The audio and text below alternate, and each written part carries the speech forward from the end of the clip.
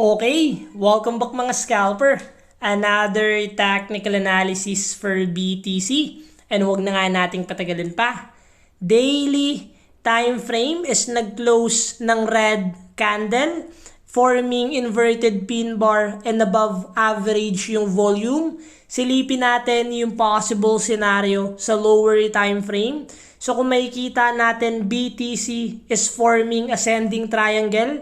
Nagkaroon tayo ng horizontal resistance area here dahil yesterday sumundot yung BTC sa taas and nagkaroon tayo ng rejection, and currently bumabagsak yung BTC.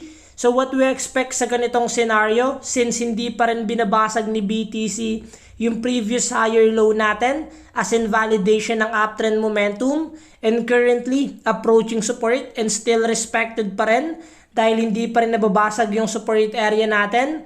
The moment na basagin ni BTC yung resistance area natin, possible na mag-continue pa yung uptrend momentum. But the moment naman na basagin ni BTC yung support area natin, possible na magkaroon tayo ng weakness sa buyer's momentum and possible pasukan tayo ng selling pressure. But currently, sa market structure ni BTC, we are still on a uptrend momentum. We will always wait na lang kung saan magbabasag, kung sa resistance ba or sa support area.